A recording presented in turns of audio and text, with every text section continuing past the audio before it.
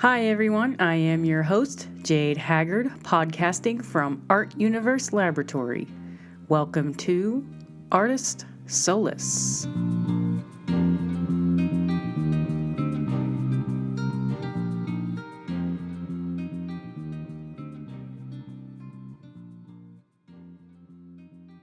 Hello again, and thank you for listening to episode 9 of Artist Solace. People, before I move on with the introduction to this week's guest, I want to point out something that was actually pointed out to me.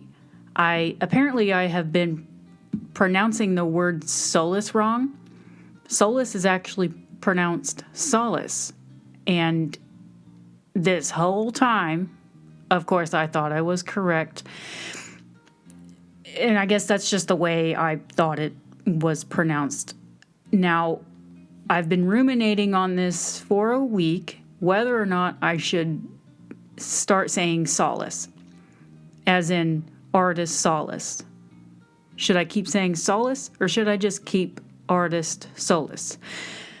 And I know I'm going to keep calling it artist solace. I like the way that sounds, and it just seems to capture the essence of the title and the podcast in general. And now I'm just used to it. It sounds prettier to me. Trust me, I really considered changing it, and I'm a huge stickler on grammar and punctuation and pronunciation. Ask my family members. And I can tell you, my dad even bought me a shirt last Christmas that said, "Silently correcting your grammar." So thanks, Pop, for that. But I just wanted to let you know that it is important for me to be grammatically, punctuationally, and pronunciationally, is that a word? Correct. Thank you to my friend that pointed that out. Thank you so much. He is actually a professional writer, so I hold his criticism and opinion in very high regard. And I think it's a brave thing, too, for people to do, to point out a mistake you're making. Now, moving on to the introduction to this week's guest. This week I interview Constance Scopelitis. She is a visual artist from Indianapolis, Indiana, and she currently resides in Indianapolis, Indiana. She has a studio down at the Stutz in downtown Indianapolis, and she has for quite some time. This lady, man, she has such a great personality. She's so cool and down to earth and funny. I was really, really honored to have her on my show, and it was one of those things like I couldn't believe she actually came to my house. But I've known her for quite some time now. I visited her in her studio. She always has some great advice and cool stories. She's very open to mentoring. And I really respect her. And she has been an artist for a long time now. She has a lot of experience, and she does it full time. She sells throughout the U.S., internationally. She has made it. She's a prime example of a successful artist for me. And I always look up to her. And, well, one of the other reasons is because she's so cool and she's so fun. And she's really good. She's, oh man, I can't even think of the word.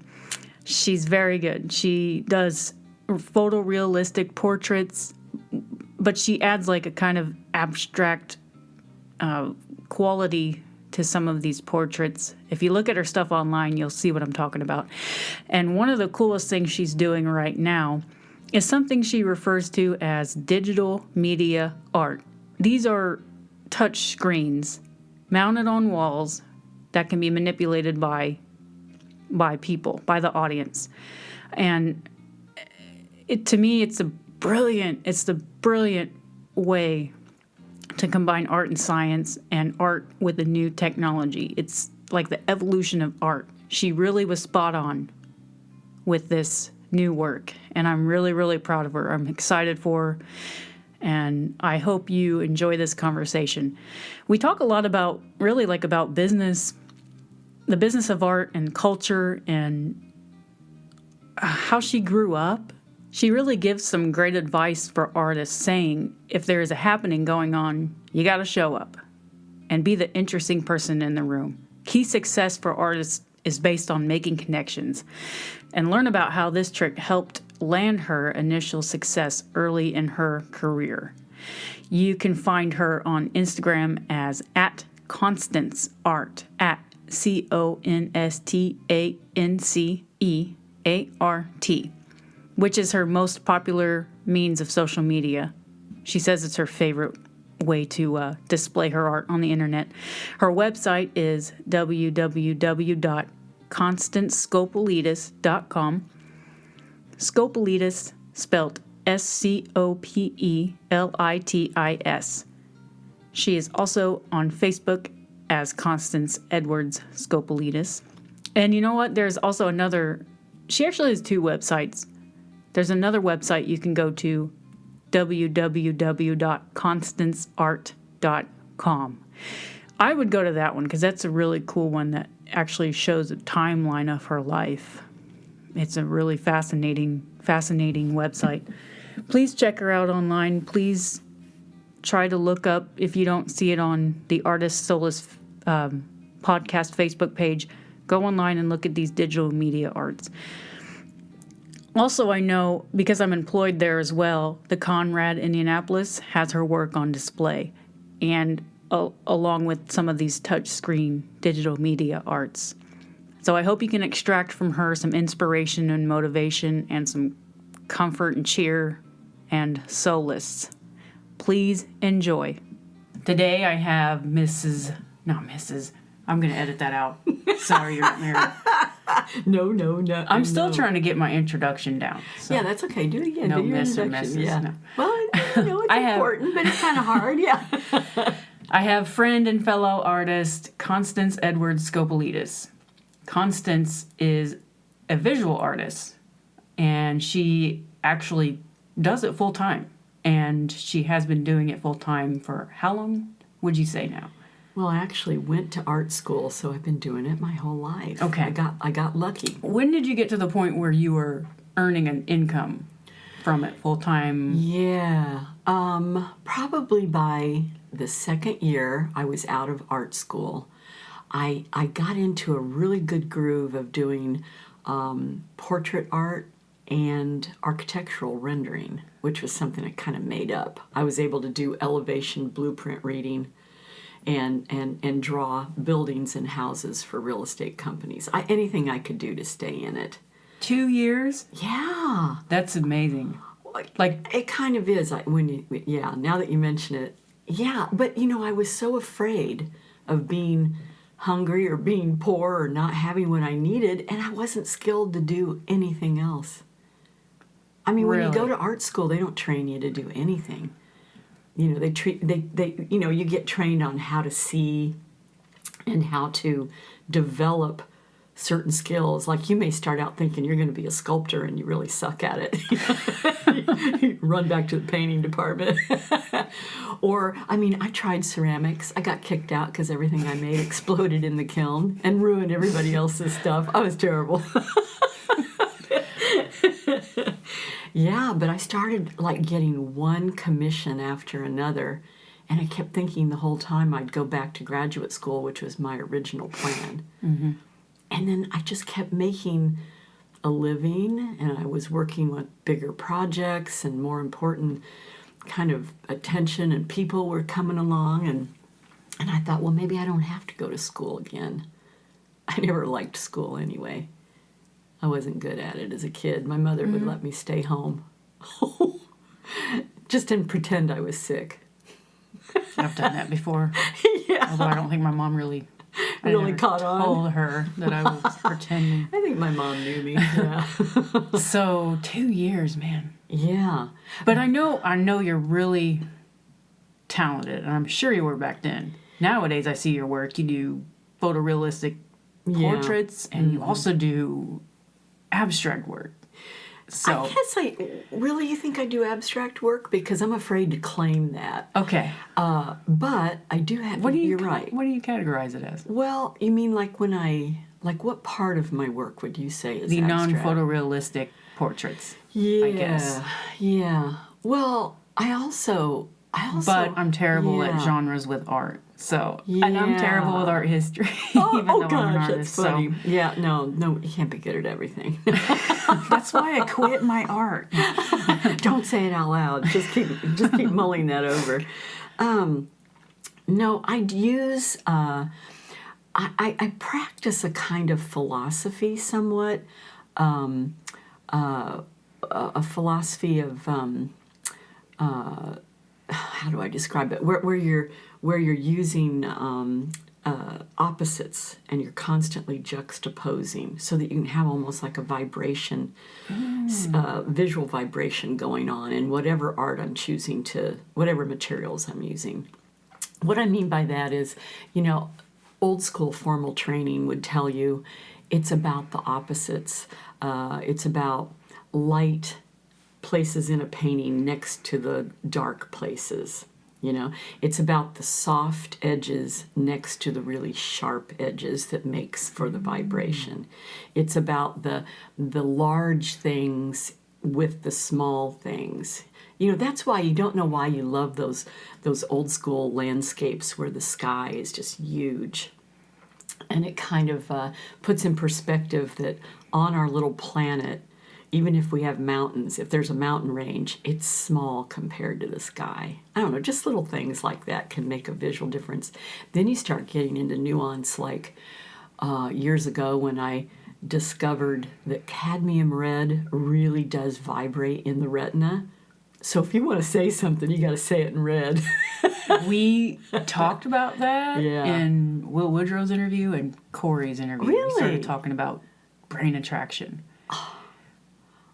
Yeah. So it's interesting you bring that up. Yeah. Yeah. Because it does. What did I hear? Something about red. What did I hear? When you see the color red, it causes a wave, or maybe it's dopamine release. Yeah. Dopamine release. That would make sense. That's to me. similar to cocaine. Yeah. Yeah. Cocaine is a dopamine It's release. a high. Dopaminergic Yeah. release. Yeah. So the color red. It's so fascinating to learn that it actually has vibrations that can. Yeah, that change the way your eye absorbs it and then shoots it into the brain. So you're using red in your artwork. I do, and Okay. I'll tell I've you, seen it. You've seen it. I use come to that mind. red string. Yeah. That red string has that simple little line has so many symbols or meanings. So there's a lot for of me. thought going into that. Yeah, it sits right on the surface of the painting. So I like the idea of creating with just simple elements a foreground, a middle ground, and a background. And I've simplified that more and more, and it's become more direct over the years by maybe I'll do a realistic figure. So that's like a 3D kind of thing. But I will juxtapose that with very flat collaged paperworks. And then if I meander a red string through the whole darn thing, that's right on the surface. So it creates with just a few things, I guess kind of a deeper or richer visual experience. I don't know. Trying to get people addicted to your work. Oh, I love that. The red. Yeah, the let's color go with red. that. Yeah. Well, dopamine is involved with addiction too. Yes. Well, to be human is to have the potential for addiction. I mean, we're all addicted to a little bit of something. I don't know anybody who isn't. I mean, it could be something as simple as chocolate, or then you get the hardcore stuff, Yeah. I mean, gambling, sex, you name it. I mean, everybody's got something. I think it's just to be human. So we have to keep ourselves in check. Yeah, we all have. You're going to have these urges. You're going to have the urges. And you have, like, the key is to discipline yourself to suppress those urges as best I as you love possibly the word can. discipline. Yeah. But yeah. Discipline is what it fucking hard. takes. Yeah, it's so hard. But that goes back to that book we've discussed in another conversation about the war of art, where you've got all of these, the devil or the demons that get in your way, because it's the devil that wants you not to experience joy. And joy is when you've sat down with the discipline and you've done something. Even if it's just write a good piece Push through it. You push just do through it. something, and when you get up from, let's just say, an easel or a desk or whatever workstation, you take a break and you come back and you realize, wow, I kind of created something there. That's the high. But right? Yeah. So it's the discipline of staying focused. I've heard also recently that pursuing a goal is more rewarding than actually achieving the goal. I think there's believe science that. behind it. I think there is. I think, it works with kids, Well, especially if it's something you want to do, of course. So Right. I find lately, if I really want to do something, like this podcast, it's like I don't have a specific goal in mind, but the more I keep doing it, when I start texting people about coming to interview or just setting up things or writing something about one of my guests, like I feel that high and I kind of get pumped up. Yeah. I'm like, I think that's it right there. Well, That's and I that also thing. think that's the information you need to know where you need to be. Yeah. Because, you've talked about, maybe visual art making isn't exactly your avenue, but you're a creative person, a creative thinker, and look what you're invested in now and you're excited about it. It's worth pursuing. Everything's negotiable. Reassess. If something isn't right, get rid of it. 15 years of gosh. pursuing that. And I'm like, And if it's over, it's over. Yeah. but I'm glad I found it now. I'm in my 30s. I'm still kind of... You're young enough. Yeah. And hopefully if life is long enough, we all find many things before we check out. Is there anything else that you're kind of passionate about besides visual art? Oh my gosh, I am so tunnel visioned. I have no pets. I have no plants. I'm not a gardener. No.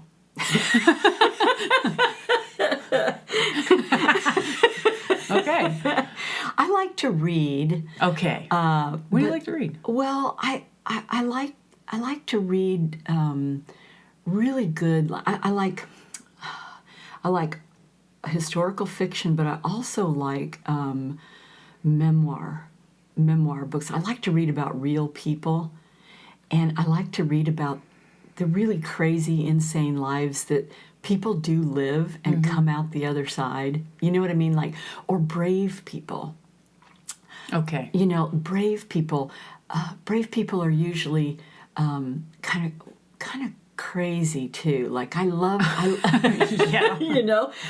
Because. Here's a great example of that, the story that I like. I absolutely love, this is such an aside, but David Lynch's movie, Lawrence of Arabia, every single shot of the movie looks like a painting. It's just absolutely visually gorgeous. Plus the story is interesting. Well, related to that time in history, there was a British woman who ends up just traveling through the desert and helping to unite tribes and do her own thing, and she was single. I mean, how she made it without peril or death or In the rape. same... Yeah, during the same book? era. During the same movie, era as or- the real Lawrence. As the real Lawrence, yeah. She doesn't make an appearance in Lawrence of Arabia. Okay. But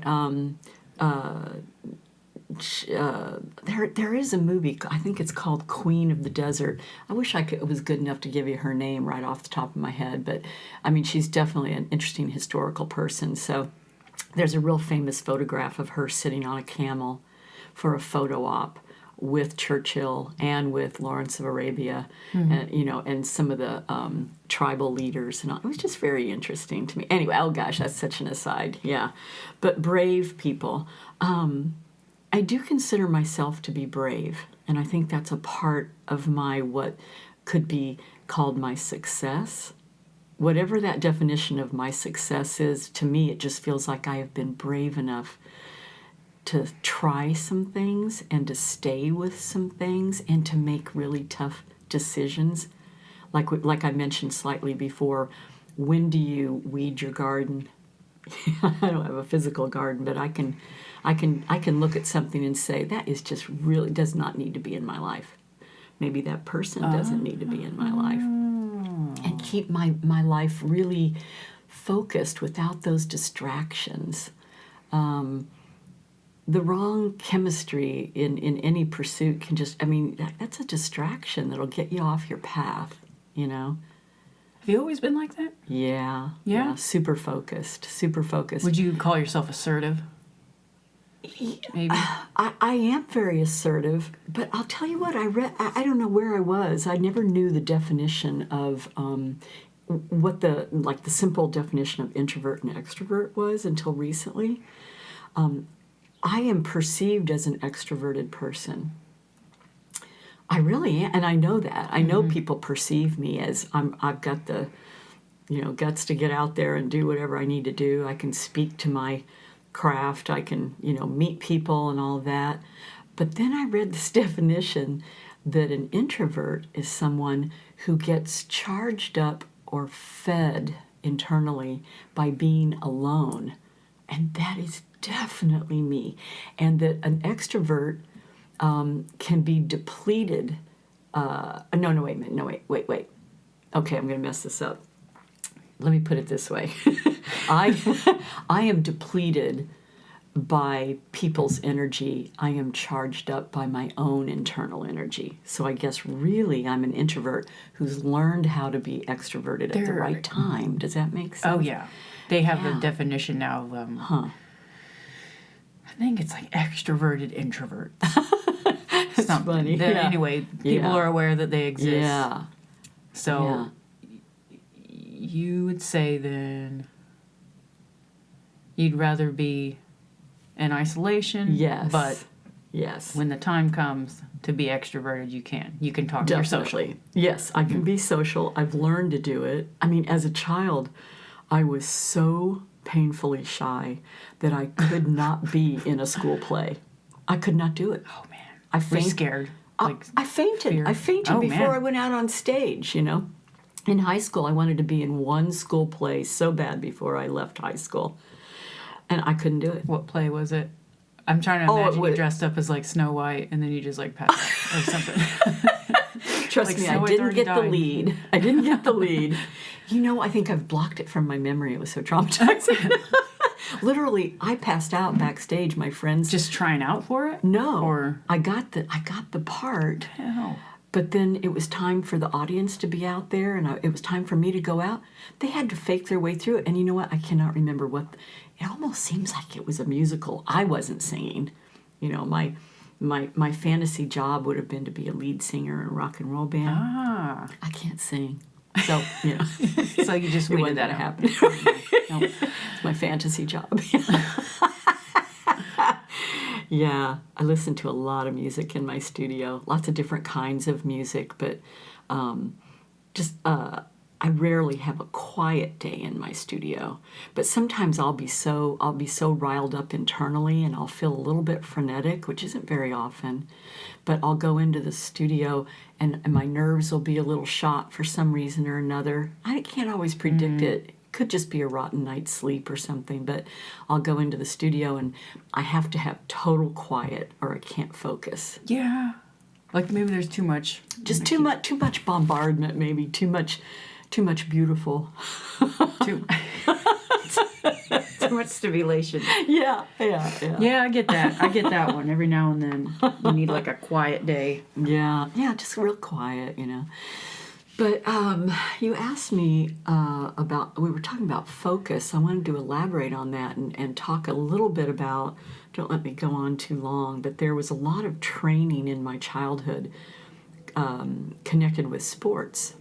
Ah, yes. Where I discovered that I had acute eye-brain-hand coordination. Probably superhuman coordination. If you guys have seen this lady's artwork, you'd be like...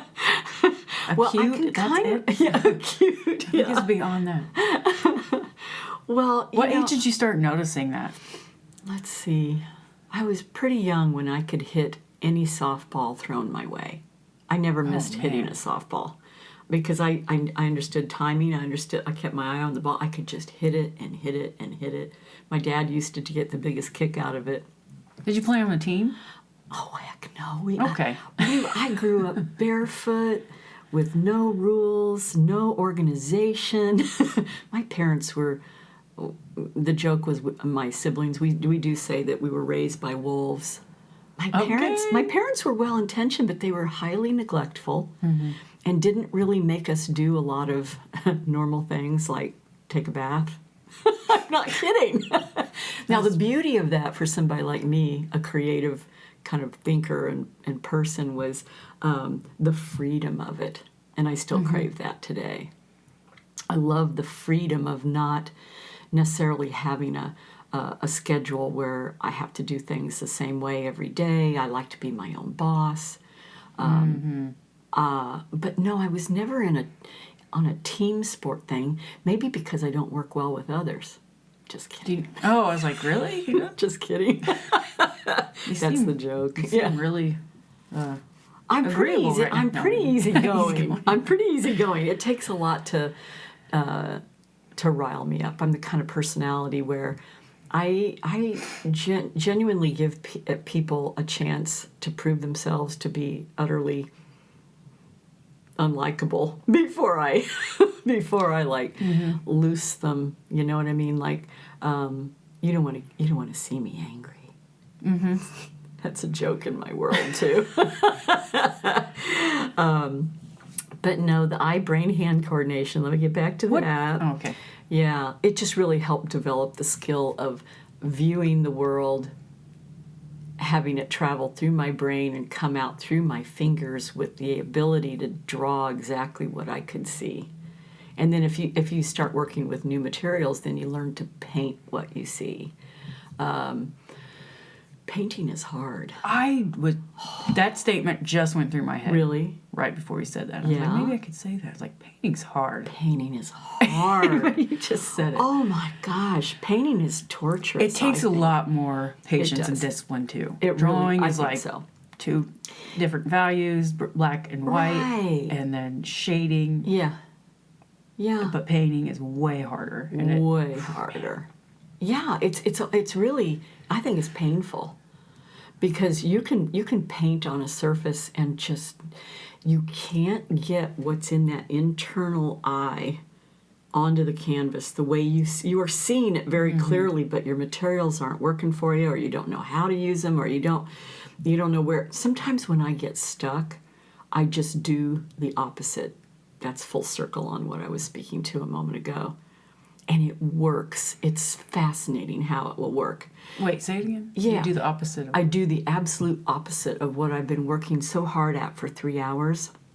Let's say I'm trying to reconcile a background to a painting, and I've got figures in the painting, and somehow that background is just, it's either not popping or it doesn't make any sense.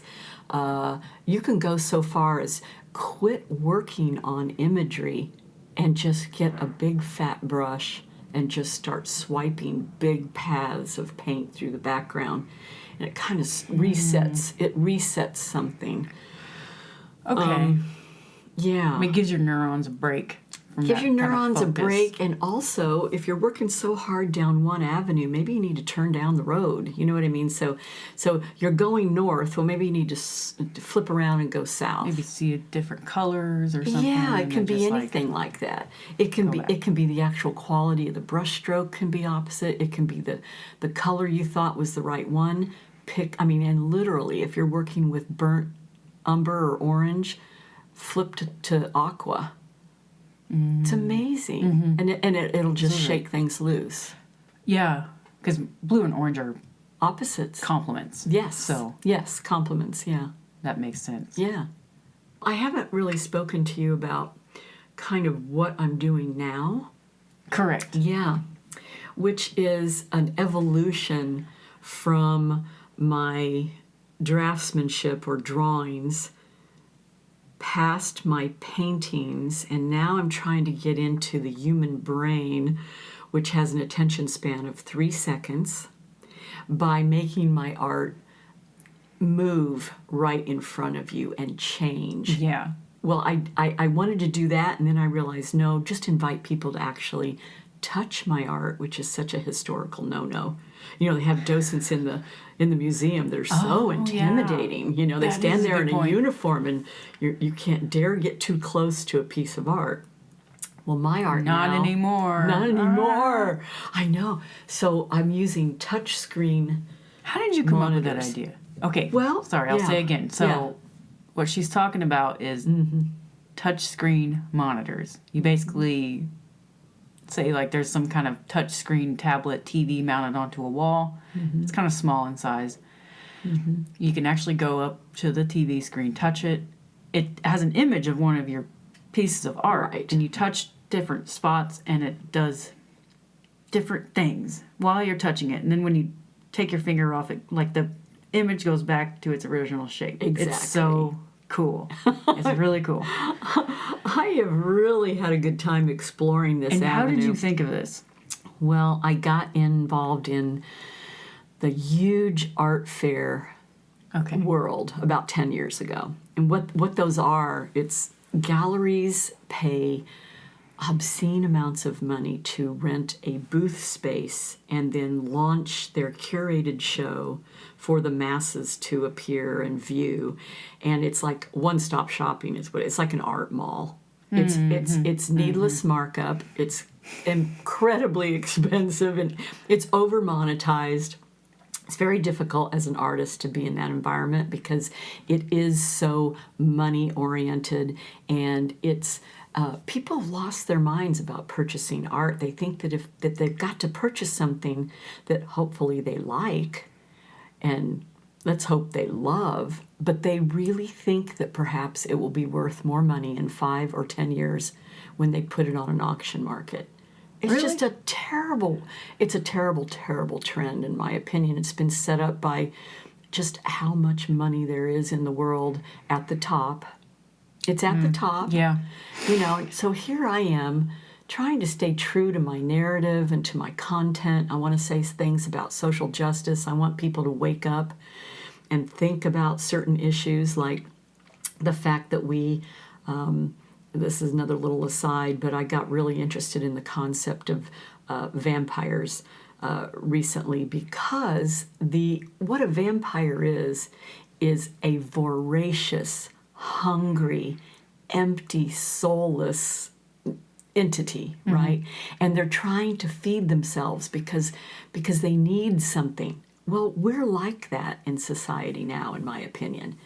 People have turned vacuous and shallow, and I think that some of the signs of that are the Kardashians, who are laughing all the way to the bank, but Okay. yeah, They're vampires.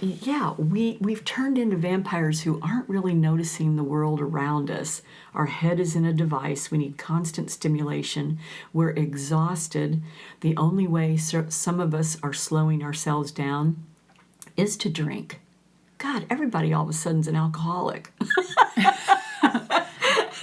I just kind of noticed that in Indianapolis, we are a restaurant and drinking culture. There are people who will spend thousands annually sitting on there, drinking, eating, and won't buy one single solitary piece of art for even $500. Yeah. They don't value it. And they'll pay for sports because it's entertainment. I get the sports. And they're drinking fun, themselves completely through the game. Yeah.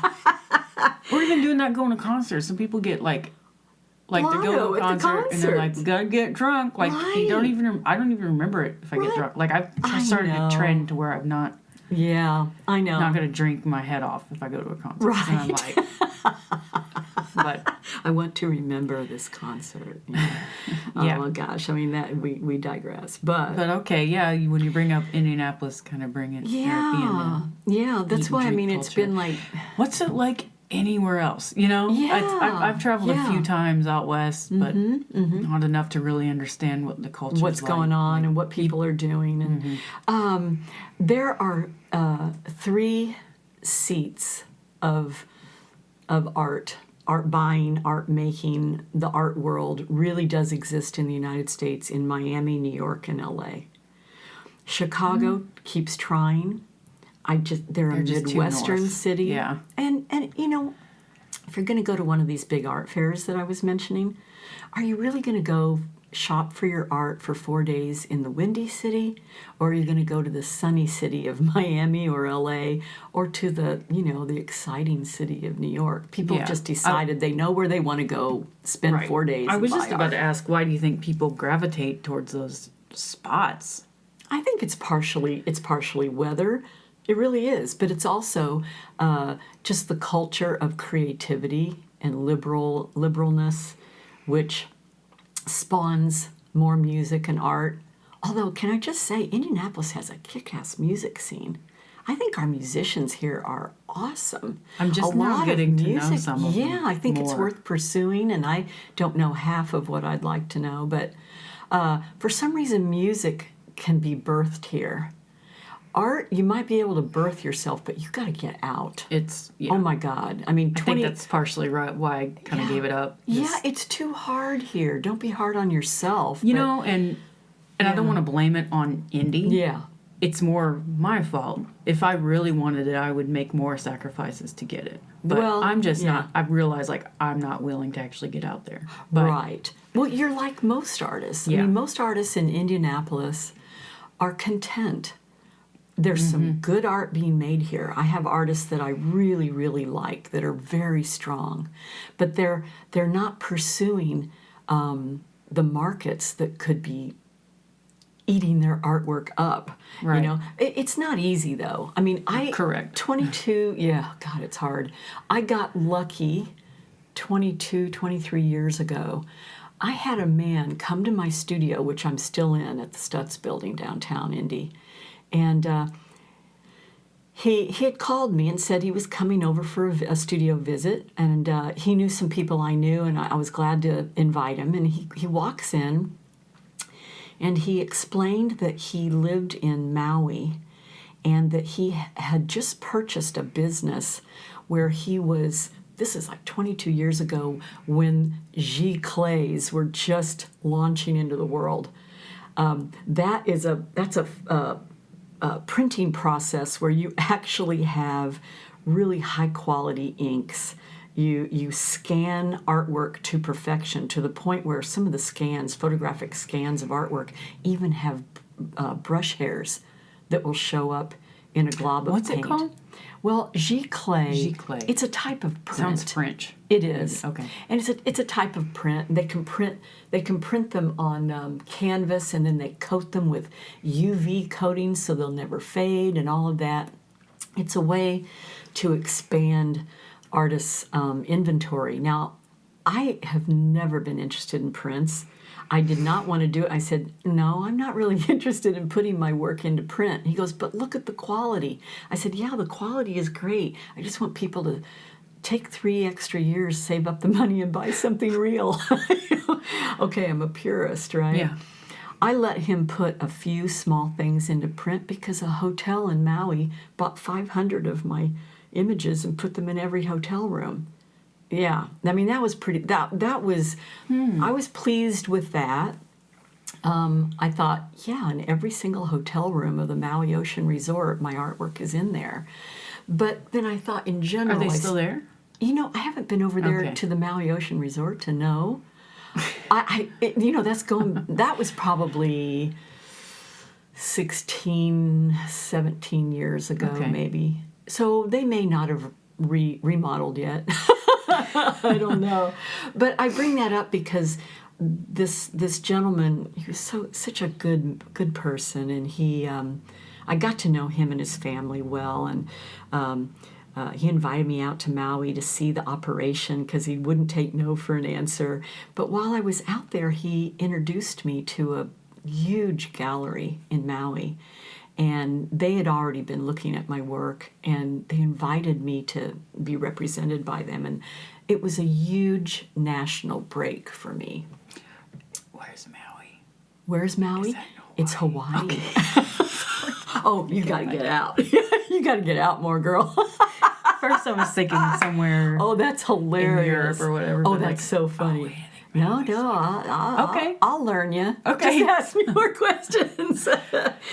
Yeah, it's in the Hawaiian Islands, and it's a huge tourist destination. So one of my favorite stories about being over there, every winter they would give me a show in the gallery, and I was selling my paintings, my original paintings, for just huge amounts of money. In Maui? Maui? Well, people were coming in from Australia Okay. China, Japan, California, And New this is when Zealand. you said you got involved with the big gallery out there? That was the Okay. big gallery. And Yes. that was your break, you said, And like that a was big my national break. break. It was Okay. a big national break where I got international exposure, and they were also selling my works to mainland U.S., and it really got my name out there.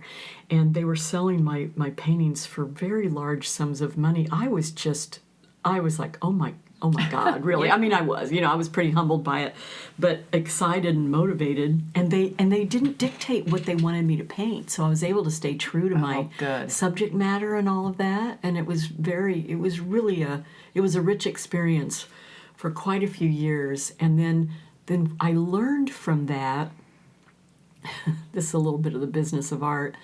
I learned from that Maui experience that when people go on a vacation, they love to buy art and stuff.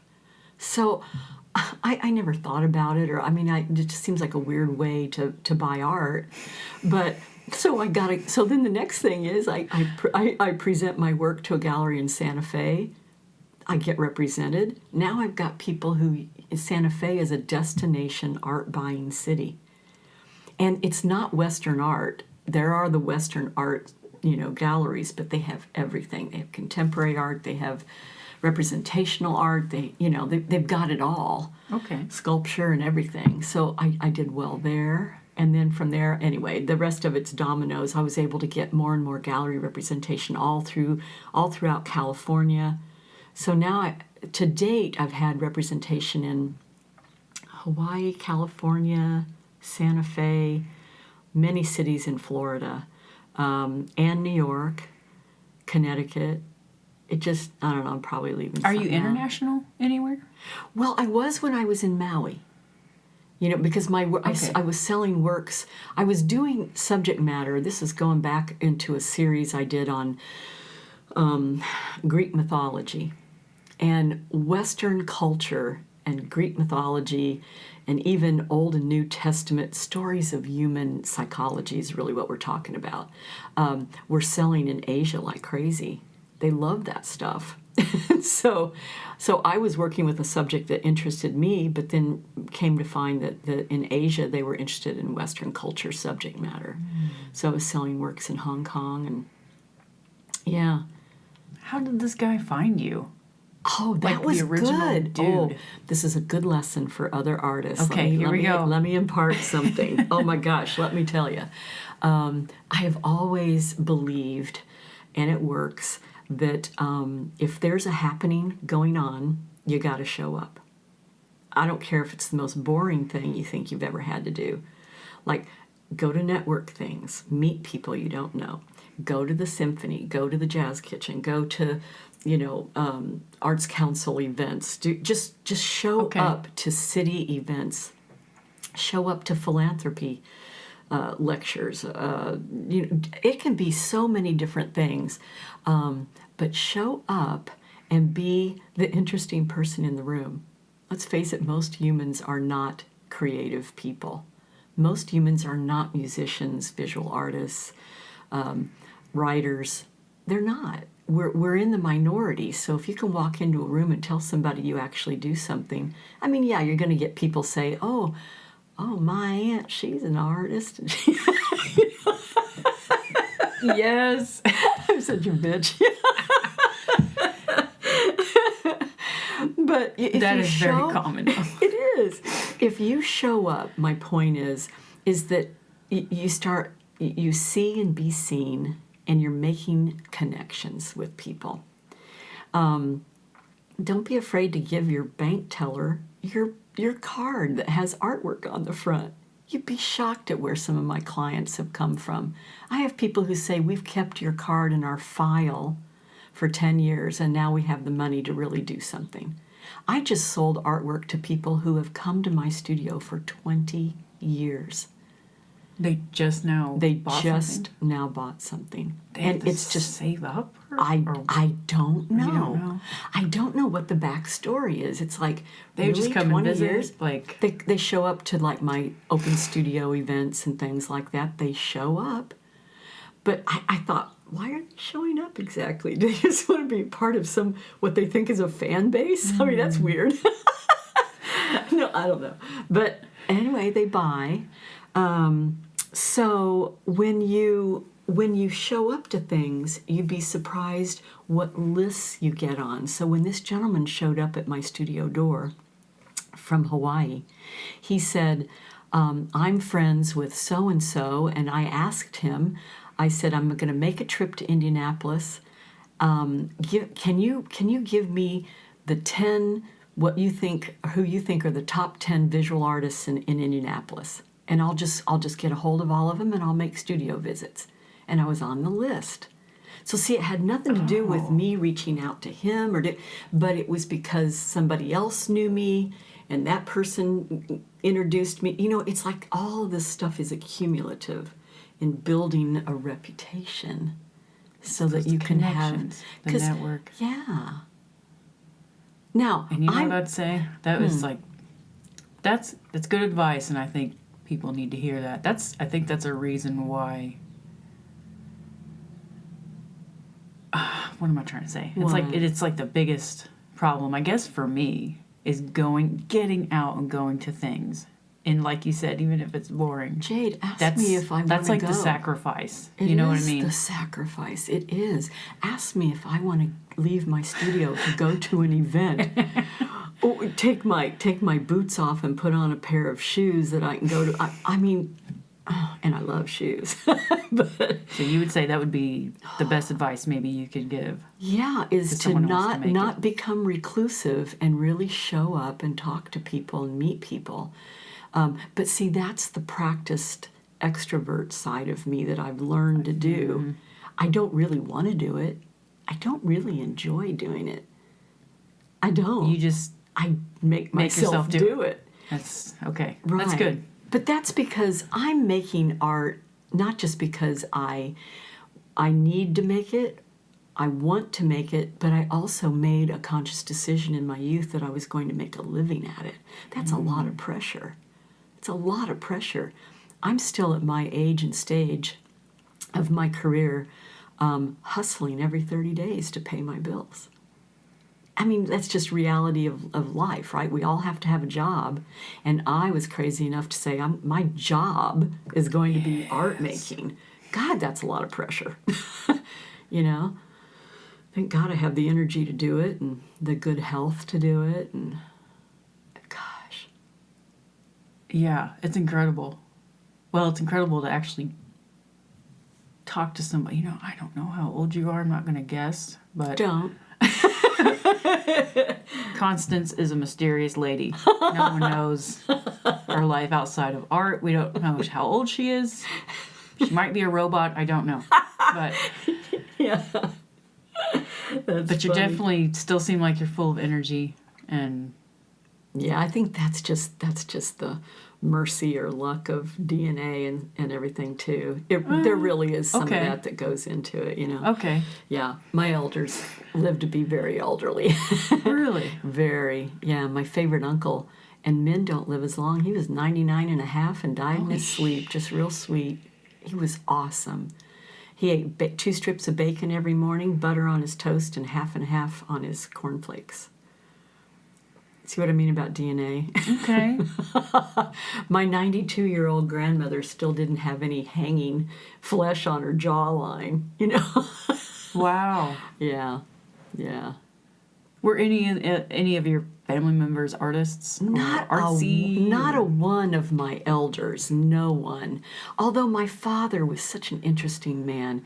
He was intolerable, but he was fascinating. Your father was intolerable. He was intolerable. God, he was a wreck. Like you couldn't tolerate him? Well, he didn't tolerate anything. He didn't tolerate the world very well, but I was his firstborn child, and he was really good to me. The rest of the kids, not so much. Every time my mother got pregnant, he'd say, "How the hell did that happen?" How many siblings do you have? There were only 4 of us. Okay. But my dad was always shocked when she got pregnant again. Well, my dad he was brilliant. He was emotionally extremely immature. You know what I mean? Like he never, I don't think, matured out of teenagehood emotionally, but he had a brilliant brain, and he was very responsible. You know, he left the house at 7:30. He was back at the house by 5:30. He handed his paycheck over to my mother because money just burned a hole in his pocket completely because he had so many interests. Like when I was real tiny, my dad got into the telegraph system, and he was doing Morse code in the bedroom at night. Tap, tap, tap, tap, tap. It was kooky. And then from there, yeah, who was he talking to? Because he didn't talk to any of us. My dad was a stone. He was a stone, and my mother was a bone. My mother was tall and thin as a rail, kind of frail and fragile in a way. My dad was a stone, never talked, nothing. You couldn't get anything out of my dad except grumpy stuff, you know. He'd yell, but my dad was just tough. But he had skills, like whatever he attempted to do, he became the best at it. He was very competitive, and I feel like I kind of got some of that, you know? Okay. Yeah, he was extremely competitive. He thought, if I'm going to learn this, I'm going to be the best at it. If I'm going to invest my time and any money in this, I'm going to be the best at it. So he even learned to be a master watchmaker. He could repair. He was a mechanic for cars. He used to collect fabulous convertible Thunderbirds. So he's probably a little eccentric then. Oh, maybe. Yeah. Oh my gosh. Yes. Did he earn his income with all of these things? No. Or he spent his income on these things, or what? That's a very good question, because my dad earned more money with his hobbies than he did his day job, but he never gave his day job up. Oh. Yeah, and my dad was a picker. He was one of the original pickers. He'd have a roll of bills in his pocket. Like my sister, my mother, and I'd be home splitting a single can of condensed Campbell's soup while my dad was out buying stuff with cash that he could refurbish, restore, remodel, whatever it was, and then he could sell and make a profit, and he made big money. One time at our house, there was a crate delivered, and it said fragile on it, fragile. Fragile. Yeah. And my dad, it was all by dark of night. This crate came and it got loaded into the garage, and my dad came in his gruff way and said, "If I hear any word of this on the streets in the neighborhood, I'll know where it came from. There is no crate in the garage." He was a nut. Well, you know what was inside that? It was a Nazi Germany parade motorcycle. How the hell he got that? He had it for like 24 hours. Somehow he got it. He found a way to buy it, and then he got rid of it really fast. A Nazi Germany parade motorcycle? Mm-hmm. I didn't even know those. Oh, who knew? And you never knew where he found that? No, I didn't know. We were too young to ask questions. My dad wouldn't have told us. But I mean, at one time, my dad had 2 pearl-handled silver Colt beautiful pistols, you know, and he'd find them at a show or a auction place, and then he'd clean them all up, make them perfect, and he'd sell them. One time in Indianapolis on 10th Street, there was a place called Trash to Treasures. It may still be there, or somebody would know who's listening today. He bought a box of crap for $5, and he brought it home, and he laid out newspaper on my mom's carpet, which she always hated, and he sat there with a polishing cloth, and he's going through all the stuff in this box. And there's a sterling silver fountain pen. Now, this is before you could use the Google machine and go online and find out what you actually have. Oh. But he went to the library. Anyway, found out it was only one of 2 that was used to sign some huge treaty between the U.S. and France, you know. And the other one's in the Smithsonian in Washington. Oh, man. So he was able to sell that and make money. He was an interesting guy. Is he still alive? No. Okay. Now he smoked himself to death. Okay. What happened to all this stuff? Did the kids inherit any of his eccentric things? He sold everything. He sold everything just to make money and all. And then my mom died young, and then my dad kind of went a little off the rails, but my mom died before any of my own grandparents died. You know, and Really? yeah, my grandparents were still living. So was my great aunt, my great great aunt. You know, people were 100 years old, and my mom died at 50. But yeah, Wow. yeah. So anyway, but it was my dad who actually helped train me with eye-brain hand coordination through sports. I learned how to shoot a shotgun on the trap line, and my dad was national champion in the U.S. for trap and he put shooting. you used to race cars, didn't And I you? raced cars. He was my mechanic. Yep, I raced quarter midget race cars and did a circular path on an oval track. That was eye brain hand, and then ended How long up did you do that? 7 years of my life. Okay. Yeah. And you were 5, right? You were 5. God, that's whenever when you they started? legally allowed you to get into a car. Was God. 5. Now you can't do that. There's still quarter midget racing going on in this town because we're such a racing city. But you have to be 7, and you have to go through a rookie program. Back in my day, my dad just sat me in the seat of the car with a helmet, leather gloves, leather jacket, and just said, "Somebody has to get to the turn first. Just make sure it's you." So I just put the pedal to the metal. Well, at 5, you're fearless. That's amazing. It was pretty amazing. It was an amazing experience, but it was an experience that I would consider transformative in my life in terms of my personality and what I'm willing to attempt until I fail or try something with a little bit of courage. You know what I mean? Because most of life is, you got to have some courage. Maybe, is that something that made you brave? I think very brave. Yeah, definitely. Do you still get scared to do things? Scared to do. Or What have I tried? fear or- Well, I'm trying to think of something that I. Nervous, anxious? Well, I think next year I'm going to. I think I'm going to go to Africa. Why? I just feel like it's a part of the planet that. I mean, I've been all through Europe, but that's such a white person's endeavor. You know, I mean, why don't I go someplace where there's nature? Well, Africa has the nature, but here's the thing: I'm just scared to death of big animals. Absolutely petrified of big dogs. Don't put Really? me around horses. It's illogical. You know, I don't. Nah. Maybe. I mean, Not really. Yeah, I mean, well, animals are Did you have an unpredictable. encounter in your childhood? No. Or something? No. Maybe you inherited something from your parents. It could be. You know. It could be soul trauma. Maybe my people were eaten by wild lions sometime in the past. No, I don't know. Oh, my God. I don't know. When I was 19, I got hired to be a cocktail waitress at the Grand Canyon National Park. Now, see, that was something I just put myself out there to do. I sent 21 letters to national parks in the U.S., and I sent a picture of myself and said, "I'm looking for a summer job." And I didn't get a single response from 20 of them, but the one, it was the Grand Canyon, they said, "How would you like to work at the El Tovar," which was built by Teddy Roosevelt, the El Tovar cocktail lounge. My parents didn't drink. I came from a completely, really back, my family were Quakers. Nobody drank a drop, you know?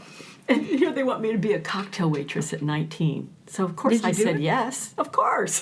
So did you move out there? Yeah, I moved out there for a summer. Okay, so one summer? Flew out there for a summer. My roommate was a Navajo junior tribesman young woman who was on her way to the Air Force after that summer, but she worked in the Grand Canyon, and she always had peyote. That was an experience that summer. Did you try? Well, of course, Okay. What because is I'm that brave. It's a hallucinogen. Don't you have, isn't it like doesn't it make you sick? Don't you like throw up or? I never threw up on it. Well, maybe Okay. it's the quantity that counts. I don't know. For some She reason- knew how to manage it because, Oh. see, she was legally able to have peyote because she was on the junior council of the Navajo Nation in Arizona, and her grandparents were very high up in the tribe, very high. Like her grandmother was the ceremonial rug weaver. Her grandfather did something with snakes. I don't know. The whole thing was exotic and fantastic.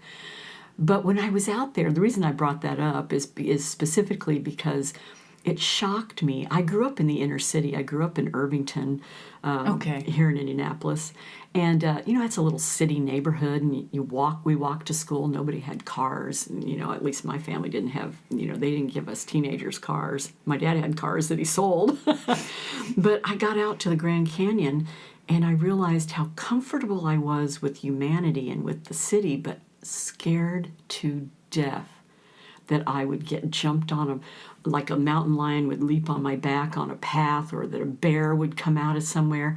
It was crazy. I'd never felt that before.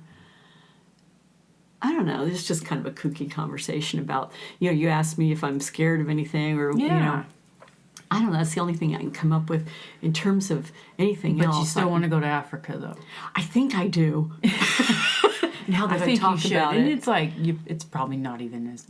No, I guess it's actually quite controlled, and if you get the right guides and stay in the right places. South Africa. I think South Africa is, from what I understand, is actually pretty.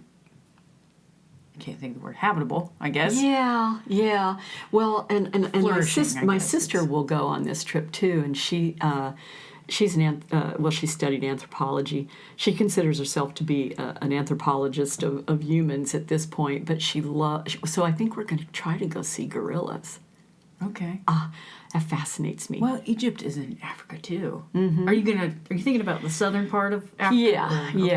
Yeah. So we'll see. I don't know. Sounds amazing. Now this is for fun, or do you have any art? Intentions? No, I'll try. I don't know. It's like that's another subject for my art making. I'm not really interested in doing art where I'm just reinterpreting reality. Like I'm not going to make art that's beauty for beauty's sake. That just really bores me. It bores me terribly. We've talked maybe in the past about that a little bit. Where on that last episode. Yeah. Yes. That one. Yep. Yeah, beauty for beauty's sake has its place, but for me, it's just not enough meat on the bone.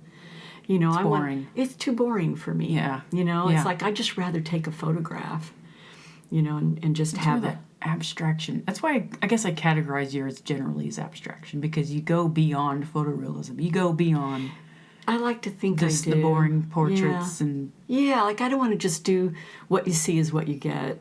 It's too easy in a certain way. Yeah, it's just right? a sign of, I think, higher intelligence. Yeah. Maybe we'll see. We'll see where this interactive work and all goes, because it's such it's a learning curve. You know where I see them too? Because I work at the Conrad now. Oh yeah, yeah. You can see my work at the Conrad a little bit. Yeah, one of the floors I can't remember. Second floor by the elevator lobby. Yeah. I should change that out pretty soon. I've had some works hanging there for a little while. But, you can always make a studio visit with me or see a bit of work like at the Conrad. But, I just did a show in Chicago, and I think I'll do one in September in L.A. So I do a lot of out-of-town stuff. With these digital... Yeah. Now, what do you call them? What is it called? Well, the big label is it's digital art media, but then you have to also put things on there like it's interactive digital work, because... there's creative warranties you have to provide. It's hardware, which you don't have as a painter. As a painter, you've got a two-dimensional piece of work. You have to provide warranties? You should, and I do. I have like a 10-year warranty on hardware. Oh, okay. So in case something breaks down. Yeah, in case something breaks down. So far, so good. But I'm willing to do that because I'm using really high-end products. Apple and Intel processors and computer gaming programs and all of that kind of thing, which I hire out. By the way, I work with really young, brilliant geeks who know how to get me where I want to go. They take my original artwork and then they map it into a three-dimensional space like you would any game you play, a video game that you would play. I still don't know how that works. But... I know more and more as I've gotten into this. But do you email them an image of your work? No, we have big creative meetings in my studio or in their studios, and I'll do even storyboards, and I'll do real exact explanations of what the subject is, what my point is, what story I'm trying to tell, and then so far it's just been a wild ride, because everything I ask for, they say, yeah, we can do that. Oh my God, it's so fantastic. Fantastic to be told yes, I work with a team that also Are does... these software developers? Yeah, they're software folks, and also people who just understand all those programs for animating. And I mean, I've even hired a musician to do a soundtrack for me, where I needed an old-timey, slightly out-of-tune church piano in a basement, and they got me there. Yeah, yeah. I mean, my narratives are pretty exact, Yeah. yeah. And I had to hire little kids to sing a sweet, sweet preschool version of Jesus Loves Me. Now, stay with me on this. Okay. Think about it. It's about juxtapositions. I'm doing a statement on the lone wolf or the young man who joins a militia under the name of God. We have a lot of issues in our culture where we've got disenfranchisement, we've got a lack of education, we've got a lack of mental health care, and then we have a lot of freaking guns. So that combo can go wrong, and that's why we are the most violent country in the world. There's a lot of things. So anyway, I'm making a commentary on that. Are we the most violent country in the world? I'll Google that. Well, I know crime. I know we have actually... more shooting deaths than any other, Okay. That kind of thing.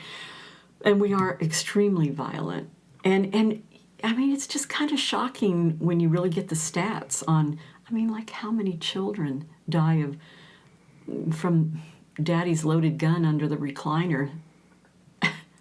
People Right. are stupid, Okay, anyway, I'm getting off on that subject, but I like to make art based on some of these things where it's not so much in your face, but it can be subtle when you juxtapose one of my drawings with a pile of guns sitting in the crotch of the figure. Picture a cross-legged figure sitting down, and there's a pile of guns at the crotch level, and then you've got a soundtrack of children singing "Jesus Loves Me." It's like the innocence of children next to just a few years what some of them grow into when there's no employment. There's like I said, lack of education and lack of, that the whole world is depressed. It's another reason why addictions are up. People are trying to self-medicate. These are hard times, I think. They're hard times. I don't want to get unnecessarily too dark, but I do like to, say wake up and smell the coffee. Yeah.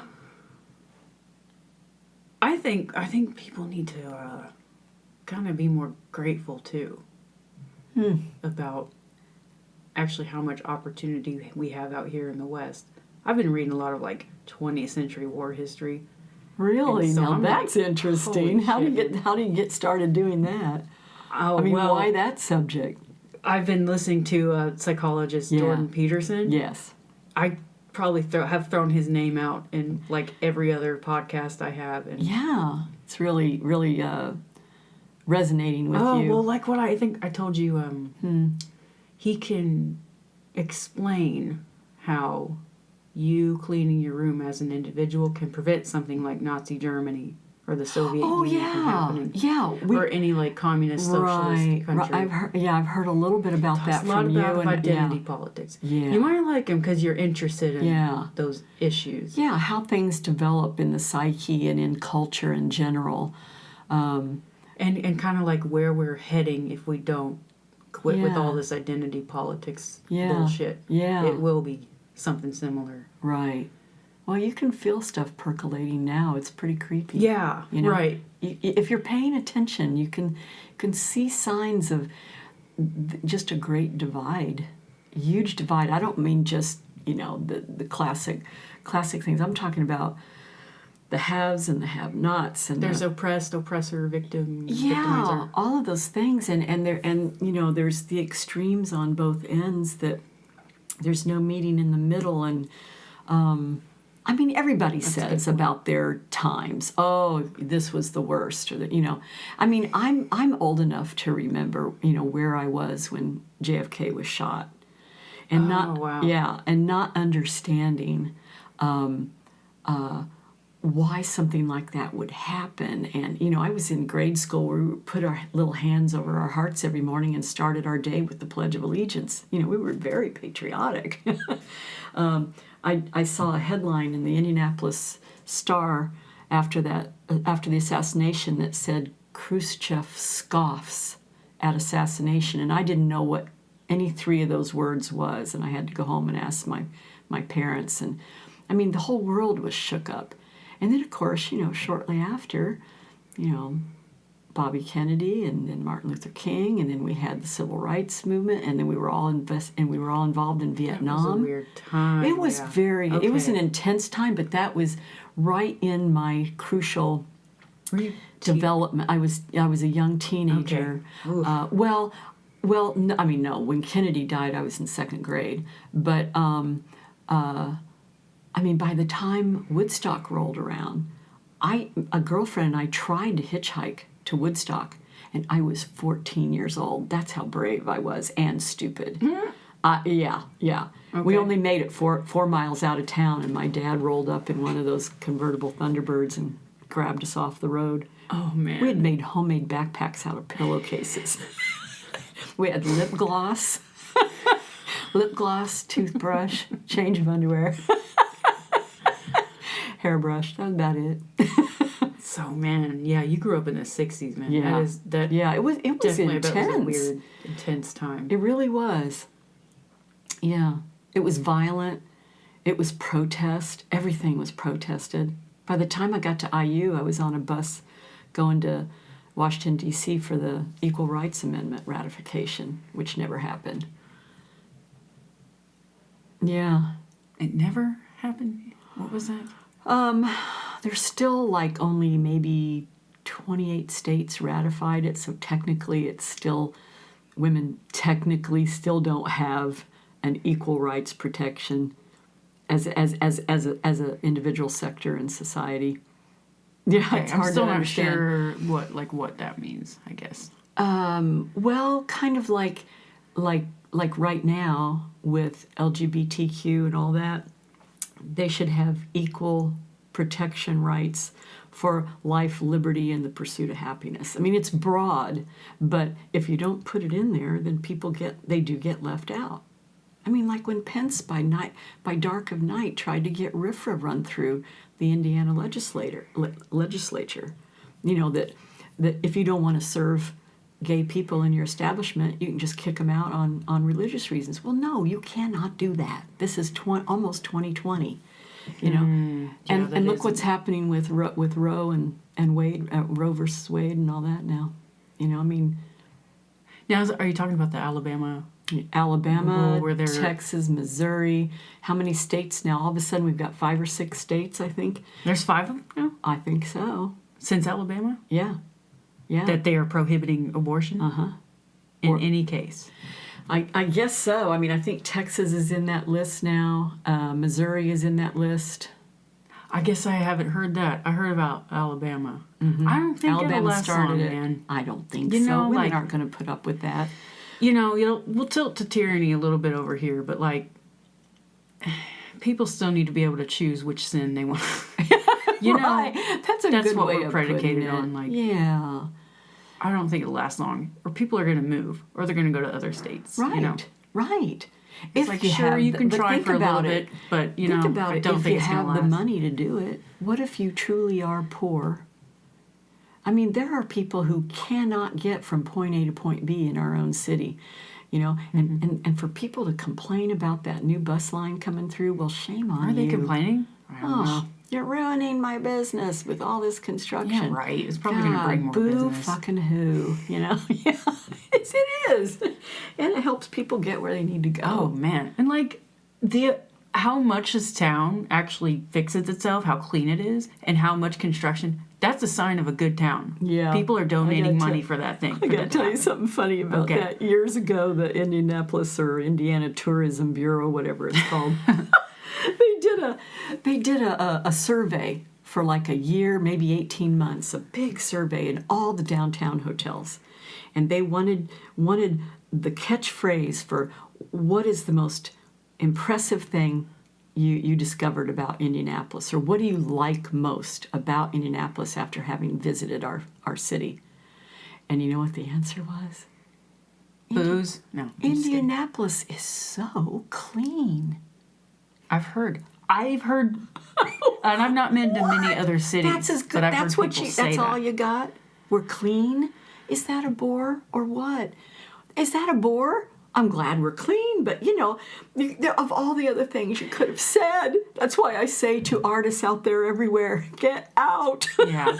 Get out. Oh, so you're saying like that's all, like as in If that's we're all they known had as to being say? a clean city, no mention of, gosh, I went to some of the best live music while I was in Indianapolis, or wow, I caught a good show in a gallery. Not that we have that many galleries anymore. Yeah, people don't come to Indy for those things. It's either like football or football. Basketball, football, the NRA convention. It's an interesting location though, because it's like Chicago's 2 hours away, Louisville, Cincinnati, St. Louis 3 hours. It's an interesting location, but that's why I base myself here. Is Okay. because I can that's get what I was going to ask everywhere. earlier. Yeah. Why do you still remain Yeah. here? Because you seem kind of all over the place. I'm all over the place, and I've actually, in the last 15 years, I've been able to afford the experiments of keeping my apartment and my studio here in Indianapolis intact, which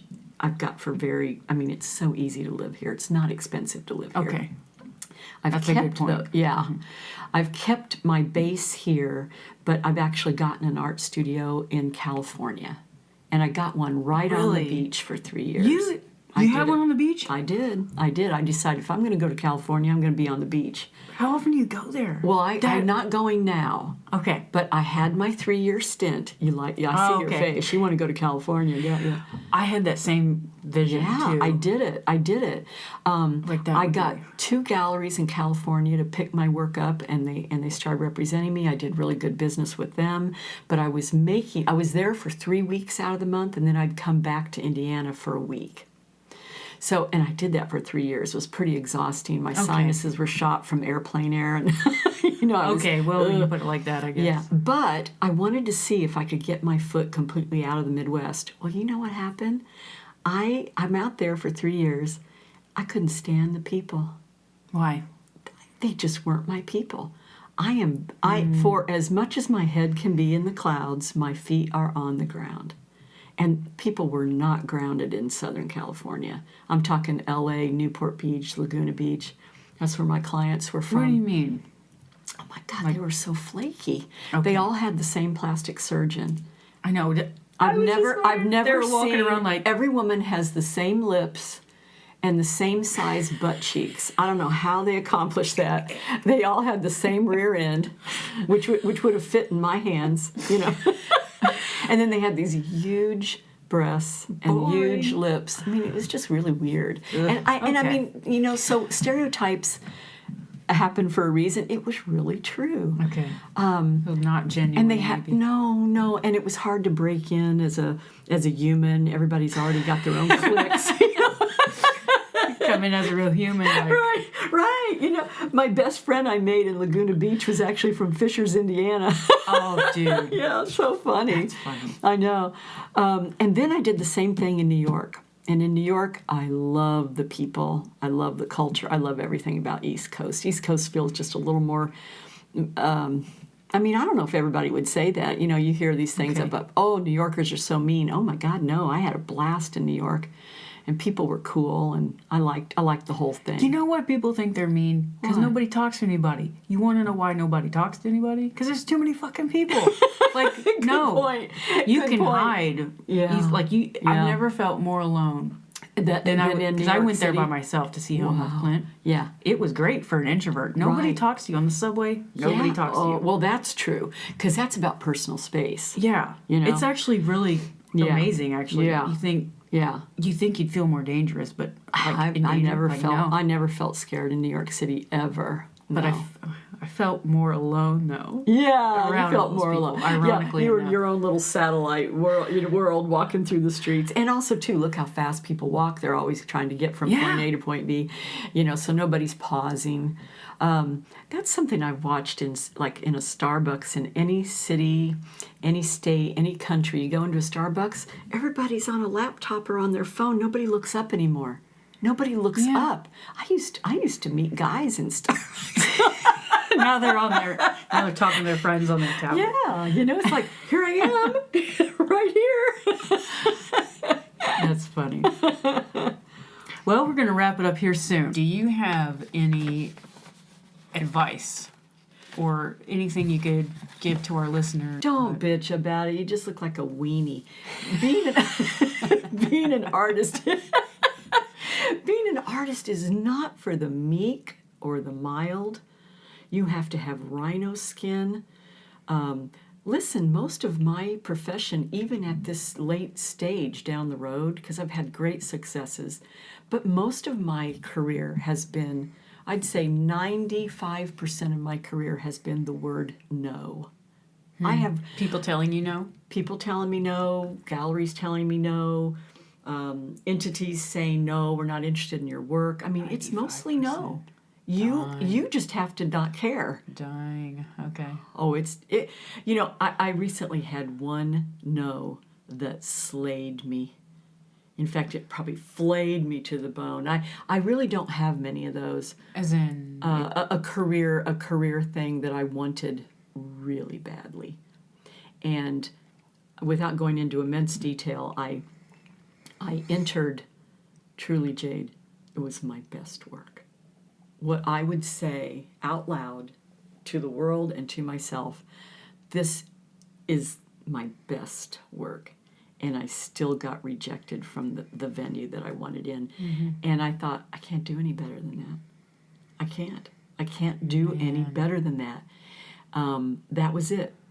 That doesn't mean I won't have my best work come up again in a year or two, and then I can submit that to something. But man, to not get into the thing I wanted in. Now, the odds are terrible. I entered something where 1 out of 100 artists get in.